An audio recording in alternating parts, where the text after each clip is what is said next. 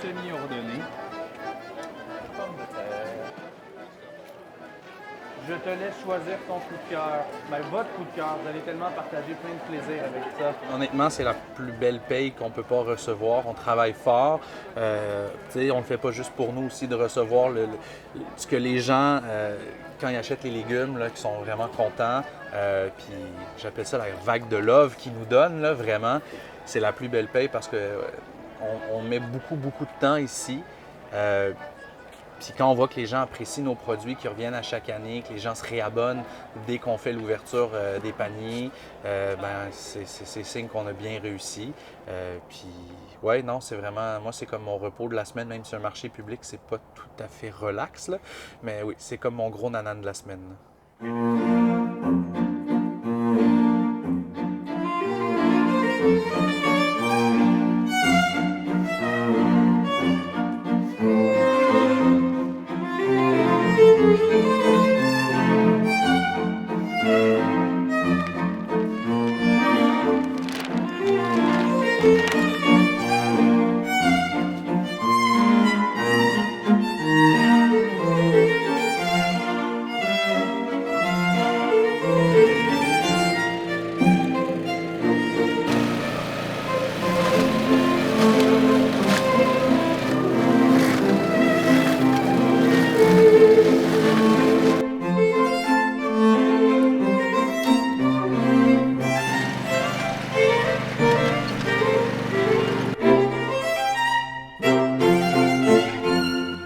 L'idée d'en vivre, tout le monde me disait, ben ça n'a pas de sens, c'est trop petit pour en vivre, tu ne pourras jamais arriver à faire une entreprise avec ça.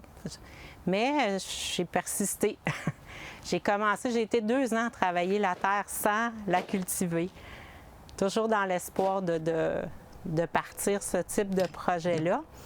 Puis après ça, ma fille avec son conjoint, Marie-Josée et Marc, se sont intéressés aussi à ça. Fait que je me suis dit, bien, peut-être qu'il y a de l'avenir avec ça, créer quelque chose que les autres vont pouvoir continuer éventuellement. Je fais beaucoup la planification. Ça va être principalement mon rôle, c'est de planifier. Ce qui va se faire quand il faut le faire. Oui, c'est préparé durant l'hiver. On a un plan de base, si je peux dire, qui est préparé durant l'hiver, mais au courant de la saison, il y a toujours des choses qui changent à la dernière minute, des coquilles. On se rend compte qu'on n'a pas pensé, il n'y a pas assez de place, il y en a trop, peu importe, là. Dans le fond, Marc, il va avoir plus le lead de vraiment, tu sais, comme un petit peu en ce moment, c'est lui qui va avoir le lead de préparer le sol, de préparer les endroits où on va transplanter. Puis après ça, bien, moi, je vais débarquer puis je vais faire les transplants. La saison 2021 est déjà entamée, donc c'est lancé. Planification est déjà presque toute terminée, des petits trucs à peaufiner. Mais on a la chance cette année, au mois de janvier, de planter des légumes en terre, semi-direct au Québec. On a un hiver assez clément, là, donc ça nous permet de faire ça. Donc on voit derrière, là, les planches de culture sont prêtes. Puis je vais m'apprêter sous peu, là, dans quelques minutes, à planter des nouvelles verdurettes qu'on va pouvoir récolter d'ici 1 mois et demi, 2 mois environ. Donc commencer. Généralement, les gens s'attendent à voir les légumes du Québec mi-juin, à partir de la Saint-Jean-Baptiste. Puis avec les nouvelles technologies et les nouvelles connaissances qu'on a, normalement, mars, avril, mai, on peut déjà commencer à récolter les légumes. Les petits filets là, avec les arceaux qu'on a vus dans l'autre serre, on met ça puis on va mettre filet par-dessus. Donc pas besoin de chauffer la serre, on va plutôt prioriser de mettre la chaleur sur le système racinaire parce qu'ils n'ont pas le plein spectre lumineux. Puis une fois qu'on les met au champ, il faut les faire passer 1 semaine à 2 semaines avec climatation au soleil. Bien, ici, ils vont toujours être au soleil. Puis là, on va probablement tasser un peu puis faire une autre table. Fait que ça nous permet, là, ou mettre des caisses, peu importe, là, mais ça nous permet d'accumuler énormément de petites plantules ici.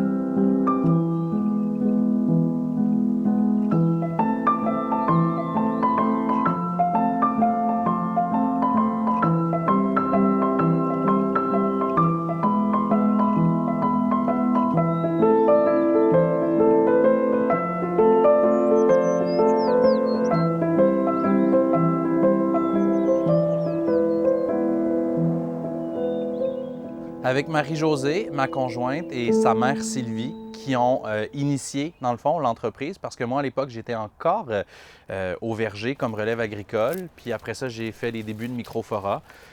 Puis là, ben, on a décidé de joindre les forces ensemble. Comme ça va mieux, travailler en famille. Ça apporte des hauts et des bas. La famille, bon, ben, il y a des non-dits, il y a des trop-dits, mais au final, ce que j'aime de l'équipe en travaillant en famille, c'est qu'on se connaît déjà.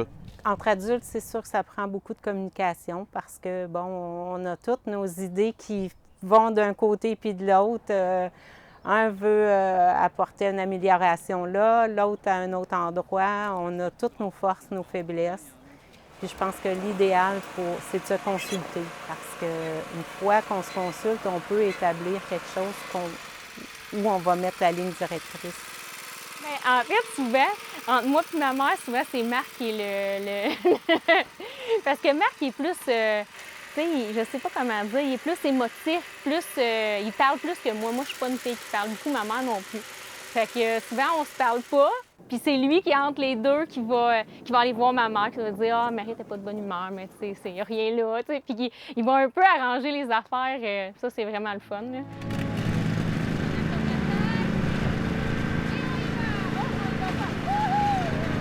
On a 2 jeunes filles, Angélie et Olivia, bien, de passer du temps avec eux, puis potentiellement d'avoir soit de la relève ou du moins inculquer des valeurs qui nous sont chères, là, soit l'écologie, l'économie de proximité, tout ça.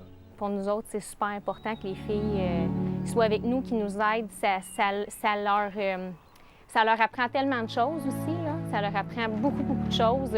Angélie, cette semaine, elle a dessiné un arbre, puis elle a dessiné même les racines. Elle a 5 ans, j'ai trouvé ça, genre, j'étais comme « Wow! Tu sais qu'un arbre a des racines, toi! » Fait que, ouais, c'est vraiment, je trouve ça vraiment important pour elle. Le fait aussi qu'on est justement bio, ça fait que nos enfants, on n'est pas stressés. On le sait que même s'ils ramassent n'importe quoi, que c'est pas lavé, il y a de la terre, mais qu'il n'y a rien de dangereux pour leur santé. Terre-mère n'existerait pas si c'était pas bio. Dans le fond, nous autres, ça n'aurait même pas été envisageable de faire un projet comme ça sans que ce soit bio. On n'aurait même pas pensé le faire autrement. C'est sûr qu'il y a la vie de parents, donc se lève le matin, il y a la routine, il y a l'école, il y a la garderie, les trucs comme ça. Quoique l'été, depuis la situation COVID, là, vraiment les filles à la garderie, on les a sorties totalement pour pas risquer sur la ferme, mais aussi qu'on puisse passer un peu plus de temps avec eux. Donc pour la gestion de l'horaire, ce qu'on a fait, c'est qu'on a une gardienne qui va à la maison 2 jours semaine pour nous laisser le temps de vraiment faire tout ce qu'on a à faire, d'avoir 2 grosses journées de blitz sur la ferme. Ou sinon, ben, on s'entraide. Papa va travailler avec les enfants, maman va travailler avec les enfants, grand-maman va travailler avec les enfants. C'est vraiment de juxtaposer les deux ensemble, de trouver le juste milieu où on peut travailler, faire ce qu'on a à faire et amuser les filles.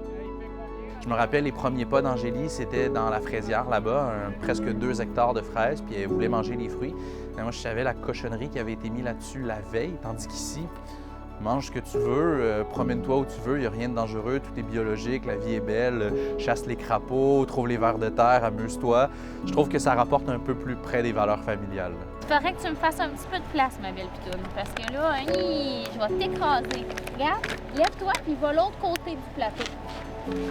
Ah oui, merci. Nous, dans le fond, comme on fait du maraîchage bio-intensif, tout est planifié presque 1 an à l'avance. On transplante telle journée, on récolte telle journée, on replante, dans le fond, ce qu'on appelle flipper un bed. Là. On va replanter tout de suite dessus. Bien, moi, il faut que je m'assure à travers ça que c'est beau sur papier, mais des fois, les récoltes sont un peu plus hâtives, un peu plus tardives. Donc, moi, c'est vraiment plutôt gestion du champ, s'assurer que les trucs sont bien implantés, que les gestions de la mauvaise herbe, tout ça, traitement phytosanitaire quand il y en a à faire. C'est un peu plus léger quand même en bio parce on voit là, il y a des petits arceaux ici derrière. Bien, on va mettre des filets d'exclusion. Nous, ce qu'on va faire, c'est plutôt que d'éliminer l'insecte, on va plutôt l'empêcher d'avoir accès aux cultures. C'est vraiment tout ça, gestion de champ et s'assurer que les cultures vont bien.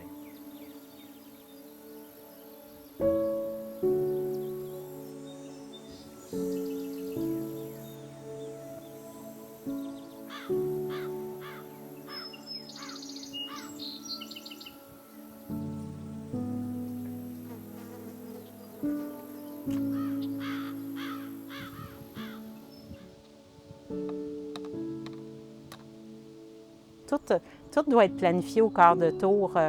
Qu'est-ce qu'on va mettre dans les paniers, les commandes de semences, où on va planter. Bon, si on décide qu'on met des ravioles, où on les plante.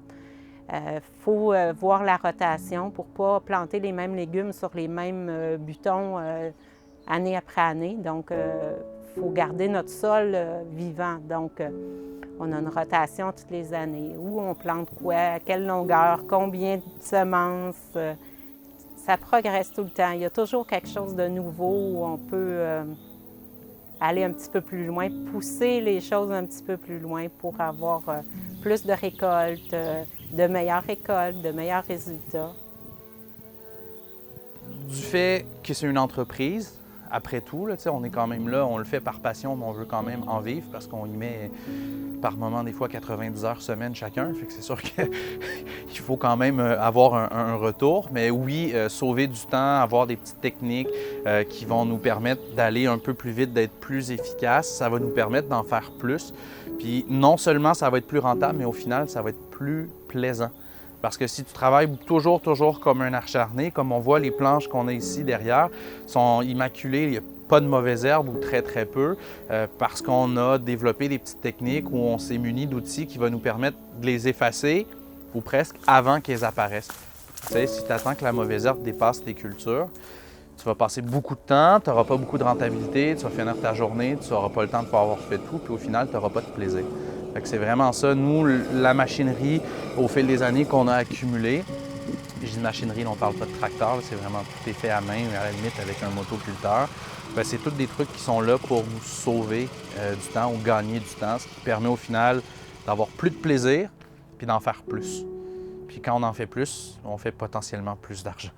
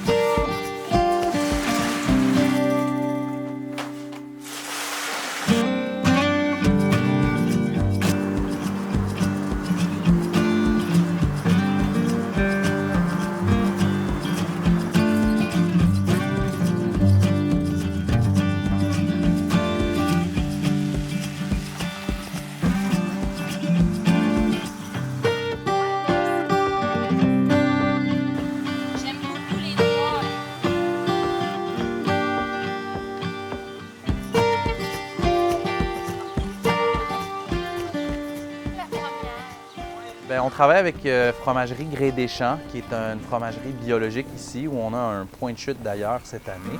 Puis nous, c'est important quand on fait l'importation de fumier au champ, qu'on ait un fumier qui est biologique. Donc on fait une culture, on ne veut pas qu'il y ait quoi que ce soit dans les fumiers. Donc on travaille avec Daniel, le copropriétaire du Gré des Champs, qui lui, nous fournit le fumier, puis nous, on le met au champ.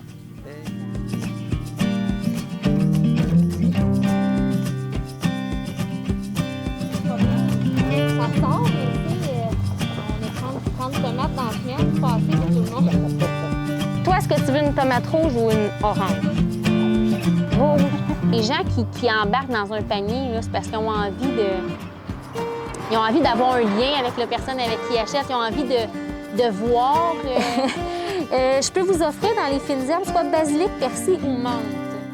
Ouais, il va falloir que je me tasse. Ça, c'est drôle! Bon après-midi! Qu'est-ce que j'aimerais laisser à mes enfants? En fait, peut-être qu'ils n'iront pas du tout vers ça parce que ils vont voir à quel point ça peut être difficile. Est-ce qu'ils vont nécessairement avoir la même passion que nous? Peut-être pas. Des fois, ça fait un peu l'effet inverse. Mais juste d'être curieuse, d'avoir cette base-là. Puis après ça, je trouve que ça ouvre beaucoup de portes dans un respect aussi de la terre, en tout cas de ce lien-là à la terre. Pour moi, il est comme tellement évident que j'ai de la misère à le nommer. C'est comme une ouverture vers le monde, mais vers le vivant. Tu sais, nous, on le fait, puis une des belles valeurs que je veux relier à mes enfants ici, c'est mes valeurs écologiques.